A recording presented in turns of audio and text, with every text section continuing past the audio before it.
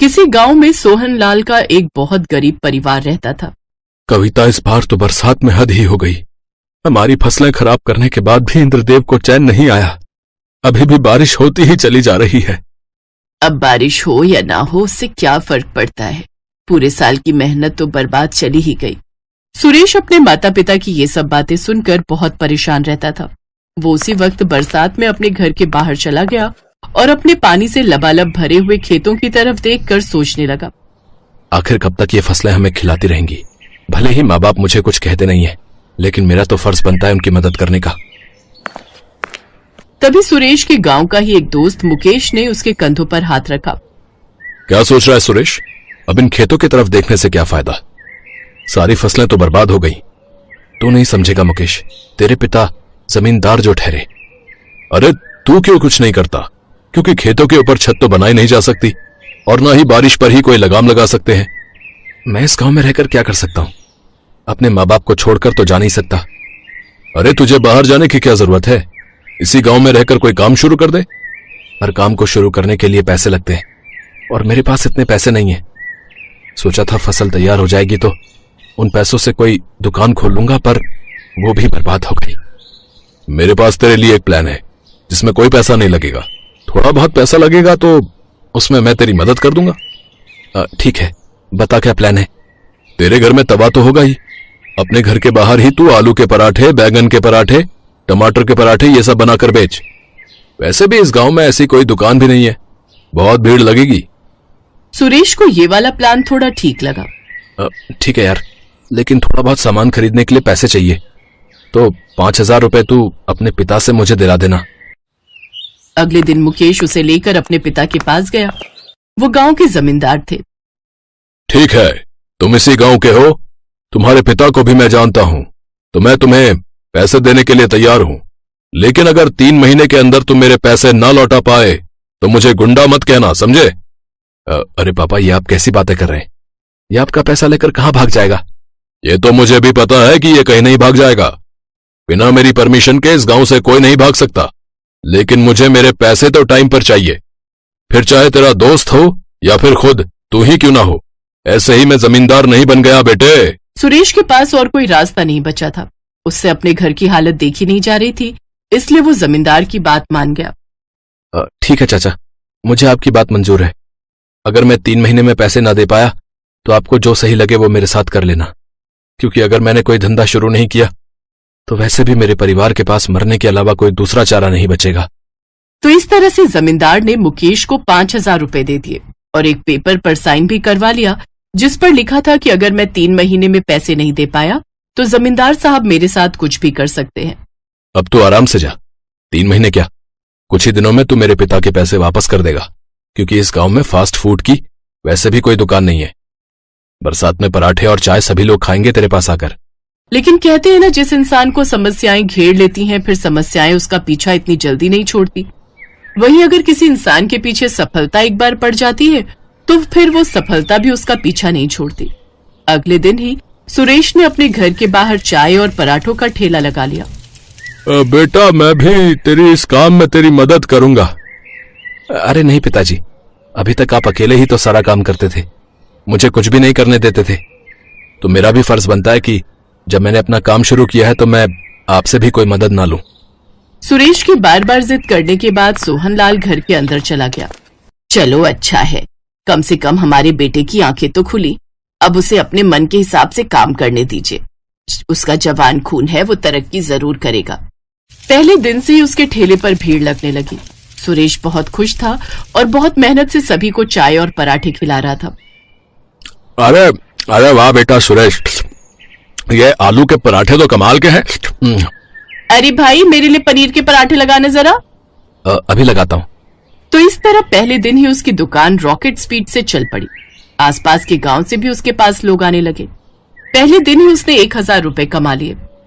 ये मेरी जिंदगी की पहली कमाई है, इसे मैं अपने माता पिता के हाथों में रखना चाहता हूँ। रात हो चुकी थी। सुरेश ने ठेले का सारा सामान घर के अंदर रख दिया और अपनी पहली कमाई अपने माता पिता के हाथों में रख दी। बेटा, हम तो हार मान चुके थे अपनी जिंदगी से, लेकिन तूने तो अचानक से हमारी जिंदगी में ऊंचाई ला दी। आपने बिल्कुल सही कहा। हमारा बेटा तो हीरा निकला, खूब तरक्की करो बेटा। लेकिन शायद धोनी को कुछ और ही मंजूर था। अगले दिन उसके ठेले पर बहुत भीड़ लगी थी, लेकिन तभी अचानक दोपहर के वक्त आसमान में बिजली कड़की और बारिश बहुत तेज होने लगी। पूरे गांव में पानी भर गया। उसने अपने ठेले के ऊपर पॉलीथीन तो लगा रखी थी, इसलिए काम चल रहा था। लेकिन तभी अचानक एक जोरदार तूफान आया और उसका ठेला उड़कर दूर जाकर गिरा। उसका सारा सामान बिखर गया। उसके ठेले के टुकड़े टुकड़े हो गए। हे भगवान, ये क्या हो गया? अभी एक ही दिन बीता था, सब कुछ ठीक चल रहा था, पर अचानक ये तूफान कहां से आ गया? पहले मेरे पिताजी की फसल बारिश ने खराब कर दी, अब इस तूफान ने मेरा धंधा भी चौपट कर दिया। मैं जमींदार साहब को पैसे कैसे वापस करूंगा? सारा सामान बेकार हो गया। सुरेश भाग भाग कर अपना सामान बटोरने लगा, लेकिन कुछ भी सामान नहीं बचा। सारे पराठे, सारे मसाले, आटा, सब कुछ पानी में बह गया। किसी तरह उसे तवा मिल गया और वो तवा उठाकर अपने घर वापस आ गया। बेटा, तू परेशान मत हो। सबसे अच्छी बात तो ये है कि तेरा धंधा चलने लगा था। अब अगर तू दोबारा बारिश के बाद जब भी काम शुरू करेगा तो शुरुआत से ही तेरा काम चलने लगेगा। धंधे में ये सब तो होता ही है, और तूफान तो पूरे गांव में आया है। ये बात जमींदार को भी पता है। लेकिन जब जमींदार को पता चला कि तूफान की वजह से उसका ठेला और उसका धंधा बर्बाद हो चुका है, तब उसने अपने मुनीम से कहा, उस छोकरे का धंधा तो बर्बाद हो गया मुनीम साहब, और ये बरसात तो कई महीनों तक चलेगी, तो वो मेरे पैसे नहीं दे पाएगा। तो ऐसा करो, उसके माँ बाप को उठा लो, उसके माँ बाप को हमारी हवेली के काम पर लगा दो और उसकी माँ को मेरे पास छोड़ दो। मुनीम जी तुरंत अपने आदमियों को लेकर सुरेश के घर पहुंच गए और सुरेश के पिता और उसकी माँ को उठा ले गए। जब सुरेश घर वापस आया तब उसे ये सब बातें पता चली और वो भागकर जमींदार के पास चला गया। अरे चाचा, ये आपने क्या किया? आपने मेरे माँ बाप को उठा लिया। अभी तो 3 महीने भी नहीं हुए, फिर आपने ऐसा क्यों किया? ये बारिश कई महीनों तक नहीं रुकने वाली, और अगर बारिश रुक भी गई तो दोबारा से तू अपनी दुकान कैसे चालू करेगा? क्योंकि अब तो कोई भी तुझे पैसे नहीं देगा। इसलिए जब तक मेरे 5,000 पूरे नहीं हो जाते तब तक तेरा बाप मेरे यहाँ काम करेगा, और तेरी माँ का क्या करना है वो तो अच्छी तरीके से जानता है। तू जवान हो चुका है, ये तो पता ही होगा। अपनी माँ के बारे में ये सुनकर सुरेश को बहुत गुस्सा आया। वो जमींदार को मारने के लिए आगे की तरफ बढ़ा, लेकिन तभी उसके आदमियों ने उसे पकड़कर खूब पीटा। उसके माता पिता अपने बेटे को मार खाता देखते रहे, लेकिन कुछ कर नहीं पाए, क्योंकि वो दोनों जंजीरों में जकड़े हुए थे। मुकेश को भी उन लोगों ने बांध रखा था। सुरेश वापस अपने घर आ गया। उसने अपने हाथ में तवा पकड़ रखा था। हे भगवान, मुझे तो लगा था तू सबके साथ न्याय करता है, पर यह कैसा न्याय है?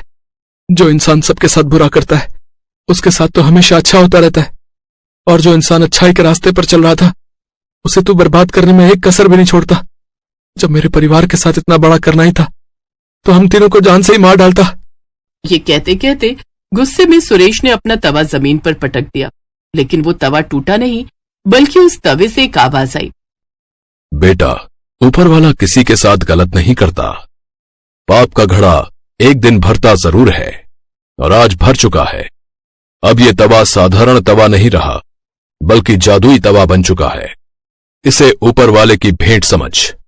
तू अपने घर के बाहर चबूतरे पर एक बार फिर से पराठे की दुकान खोल। इस तवे को जैसे ही तू अपनी उंगलियों से छुएगा वैसे ही पराठे बनकर तैयार हो जाएंगे। जिस भी पराठे का नाम लेगा वही पराठा बनकर तैयार हो जाएगा। पर अगर तुमने किसी के साथ गलत किया तो इस तवे की शक्तियां खत्म हो जाएंगी। अगले दिन जब बारिश कम हुई तब उसने बाहर चबूतरे पर ही अपनी दुकान लगा ली। वो जितनी बार उस तवे को छूता उतनी बार एक पराठा बनकर तैयार हो जाता। ऐसे करके उसने हजारों पराठे तैयार कर लिए और लोगों की भीड़ फिर से लगने लगी। 2 दिन के अंदर उसने जमींदार को ब्याज सहित पैसे लौटा दिए। मुकेश ने अपने पिता का घर हमेशा के लिए छोड़ दिया और सुरेश के साथ मिलकर खुशी खुशी काम करने लगा। सुरेश एक चाउमीन के ठेले पर काम करता था, पर उस ठेले का मालिक सोहनलाल बहुत ही खड़ूस स्वभाव का था। सुरेश जितना मर्जी अच्छा काम कर ले, पर फिर भी उसका मालिक कभी भी उससे खुश नहीं होता था। सुरेश रोजाना सुबह 9 बजे काम पर निकल जाता था और रात को 11 बजे घर आता था। इतनी मेहनत करने के बाद भी उसका मालिक हमेशा उसे किसी न किसी बात के लिए सुनाता रहता था। क्या बात है सुरेश, इतनी देर से ग्राहक खड़े हैं और तेरे से अभी तक एक चाउमीन नहीं बनी? ऐसे काम नहीं होगा, तू तो मेरा नुकसान करवा देगा। मालिक वो मैंने आपको कल कुछ सामान लिखवाया था, वो कम है इसीलिए देर हो रही है। कहाँ रखा है सामान? आप दे दो, मैं जल्दी से बना दूंगा। तूने मुझे कब लिखवाया था सामान? मैंने तो कोई सामान नहीं लिखा, झूठ मत बोल। अगर तू लिखवाता तो मैं लेता हुआ आता। अरे भैया क्या बात है, चाउमीन देनी है या हम जाएं? अरे नहीं नहीं, अभी बन जाएगी चाउमीन है, बस थोड़ी देर में मैं सामान मंगवा लेता हूँ। इतना टाइम नहीं है हमारे पास, रहने दो, हम कहीं और से खा लेंगे। हम तो तुम्हारा नाम सुनकर आए थे कि तुम्हारे ठेले की तवा चाउमीन बहुत बढ़िया बनती है। चलो भाई चलो, यहाँ रुकना बेकार है, यहाँ तो सामान ही नहीं है, चाउमीन क्या खाएंगे है। ग्राहक वहाँ से खाली ही लौट गए। सुरेश के मालिक ने सारा गुस्सा सुरेश पर निकाल दिया और गुस्से में सुरेश को चाटा लगा दिया। तेरी वजह से आज मेरे ग्राहक खाली लौट गए। मालिक आप मेरे ऊपर हाथ मत उठाओ, वरना। क्या करेगा तू है, क्या करेगा तू बता? गरीब भिखारी, मेरे टुकड़ों पर पलने वाला, मेरे को आंखें दिखा रहा है। अरे तू नौकर है, मेरा नौकर। मैं चाहे तुझे मारूं या फिर तेरे साथ कुछ भी करूं, तुझे सब कुछ सहन करना पड़ेगा। मालिक मुझे आपके पास नौकरी नहीं करनी, आप मेरा हिसाब कर दो, मैं नौकरी छोड़ रहा हूँ। क्या कहा? नौकरी छोड़ रहा है? अब इतनी जल्दी मैं दूसरा नौकर कहाँ से लाऊंगा? 1 रुपया भी नहीं मिलेगा। करना है तो कर, वरना बिना पगार लिए ही यहाँ से निकल जा। मालिक आपने पिछले 2 महीने से मेरे पैसे नहीं दिए हैं, ये तो गलत बात है। मुझे जब आपके यहाँ नौकरी करनी नहीं तो आप मेरे पिछले पैसे दे दो ना। तेरे पास क्या सबूत है कि मैंने तुझे 2 महीने के पैसे नहीं दिए? जा कर ले जो करना है, मैं तुझे पैसे नहीं दूंगा। सुरेश बिना पगार लिए ही घर लौट आता है। तुम्हारे पैसे मार लिए, तुम्हारे ऊपर हाथ भी उठा दिया। अरे वो कैसा इंसान है। चलो तुम और मैं अभी चलते हैं। कैसे नहीं देगा वो पैसे? अरे पार्वती वो इंसान ठीक नहीं है, उसके मुंह ना ही लगो तो सही रहेगा, छोड़ो जाने दो। पर ये तो बहुत नुकसान हो गया ना, तुम्हारे हाथ में कोई काम भी नहीं है, घर का गुजारा कैसे होगा? पार्वती मेरे हाथों में हुनर है जिसकी वजह से मैं अपना खुद का काम शुरू कर सकता हूँ। बस मुझे थोड़े पैसों की जरूरत होगी और मैं थोड़े पैसे कमाकर फिर से ये काम शुरू कर दूंगा। सुरेश ने थोड़ी मजदूरी करनी शुरू कर दी ताकि वो पैसे कमाकर तवा चाउमीन का ठेला लगा सके। पर एक दिन, अरे पार्वती भाभी, अरे जल्दी चलो। अरे सुरेश भैया बिल्डिंग की सीढ़ियों से गिर गए हैं, उन्हें बहुत चोट आई है। क्या चोट आ गई? कहाँ है भैया? बिल्डिंग के मालिक ने पड़ोस के अस्पताल में भेजा है। सुरेश भैया के सिर पर गहरी चोट आई है। पार्वती दौड़ती हुई अस्पताल जाती है। सुरेश इस दुर्घटना में अपनी आंखों की रोशनी खो देता है। एक के बाद एक परेशानियां सुरेश के परिवार को घेर लेती हैं। सोच रहा था थोड़े पैसे कमाकर तवा चाउमीन का ठेला लगा लूंगा, पर यह मुसीबत आ गई। अब तो मैं देख भी नहीं सकता, मोहताज हो गई है जिंदगी मेरी पार्वती। मैंने ऐसा कभी नहीं सोचा था। ऐसा न कहो, जिंदगी में अगर परेशानी आई है तो उनसे निकलने का हल भी हम मिलकर ढूंढेंगे। आप ठेला नहीं लगा सके तो क्या हुआ, मैं तवा चाउमीन का ठेला लगाऊंगी। बस आप मुझे तरीका बताते जाना, मैं उसी तरीके से बनाने की पूरी कोशिश करूंगी। मैं भी आपकी मदद करूंगी मम्मी। मैं भी आपकी मदद करूंगा मम्मी। ठीक है मेरे प्यारे बच्चों, तुम सब तो मेरी हिम्मत हो।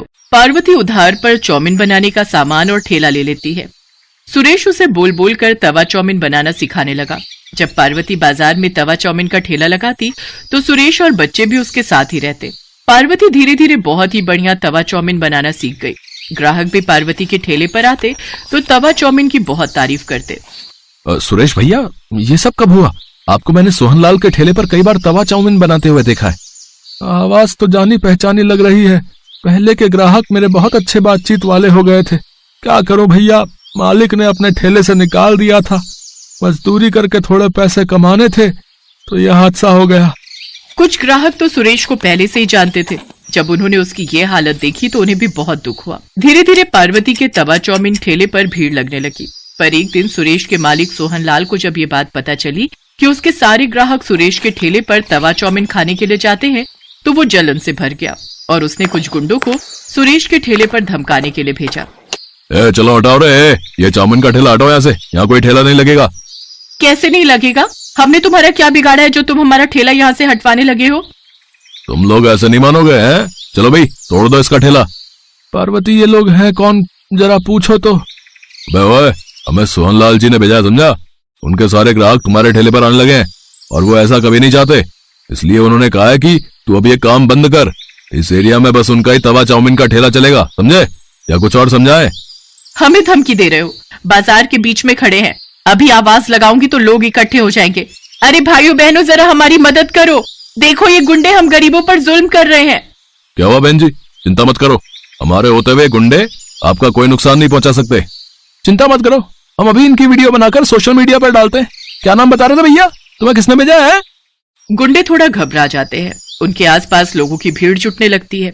जिनमें से कुछ मीडिया के लोग भी थे और कुछ जर्नलिस्ट, कुछ यूट्यूबर। फिर क्या था, उनको देखकर गुंडे बुरी तरह डर जाते हैं। इतनी देर में सोहनलाल भी आ जाता है। अब तो भीड़ सोहनलाल के पीछे पड़ जाती है। आप सब जानते हैं, इस बेईमान ने मेरे पति के 2 महीने के पैसे मार लिए और इन्हें नौकरी से निकाल दिया। आज मेरे पति की हालत इसी की वजह से है। सीधी तरह से इन गरीबों के पैसे लौटा दो, वरना तुम्हारा ये हाल होगा कि तुम सोच भी नहीं सकते। मैं एक न्यूज रिपोर्टर हूँ, भले ही आज मैं ड्यूटी पर नहीं हूँ, पर अपना फर्ज भली भांति जानती हूँ। सीधी तरह देते हो या तुम्हारे खिलाफ खबर छापूं? नहीं, मैं पैसे देता हूँ। सोहनलाल डर जाता है और वो पार्वती के हाथ में सुरेश के पैसे और बाकी सबके कहने पर उसका जो भी नुकसान हुआ उसमें पैसे बढ़ाकर देता है और उस दिन के बाद उन्हें तंग न करने का वादा करता है।